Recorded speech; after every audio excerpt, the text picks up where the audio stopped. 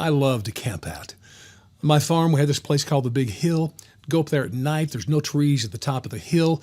You can see towns dotted for miles around from that particular spot. I would go on a clear night, never use a tent, lay my sleeping bag out next to the fire, and just look up into the millions of stars darting the sky as far as you could see. One of the most beautiful sights in all of my life. And then, inevitably, there'd be that moment when a star would dart across the sky. We call that a falling star. You know what? That's a metaphor for our news today. So we had this terrible killing in Memphis at the hands of the Memphis police. True brutality. Certainly, crime and crimes were committed there. But the collateral damage of the coverage of this are all the really good police officers throughout our country. Because you see, most of them, 95% or more, I would imagine, they're like those stars that just light up the sky, doing the best job they can possibly do, never wavering, never committing these terrible crimes just to protect us. And they do an outstanding job. But we'll never hear those stories. It's all about the falling stars. And these police officers are certainly falling stars. I don't know if you were bothered by the coverage. I was. I always am with something like this. How did this one story in Memphis just take hold of the nation?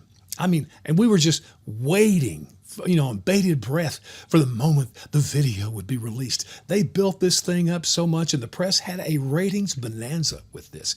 I was very uncomfortable with that. And I just want you to realize it wasn't about that event in Memphis. It's about what the press is trying to sell you. You see, they have three products here, three narratives they want you to buy. These come out every time you see an event like this. The first narrative, the first product they want you to buy is that this was a racist thing. Now you may say, wait a second, these are 5 black police officers killing a black man. How could this be skewed as racist? Well, that's the key. And see, they're not saying individually they're racist. It's the system, the structure that they work for. That's what's racist. So thus, this is a racist event. Now, I can't go there. I will never buy that narrative because I believe racism is an individual. It's a heart. It's a sinful thing within each individual. If a person judges or discriminates another person based on the color of their skin, that is racism. That person is at fault.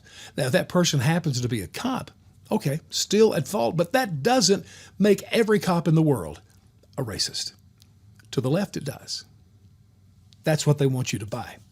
Second narrative they want you to buy is that police are bad, people who protest police are good.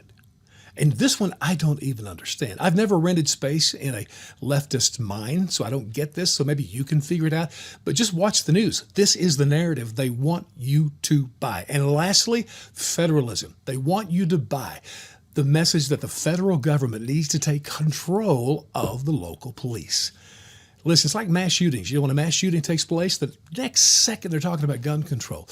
Same thing here. When a police brutality happens, the next second they're talking about federal government taking control.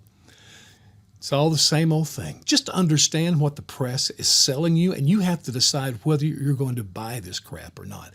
But the collateral damage, it's all these really top-notch, wonderful police.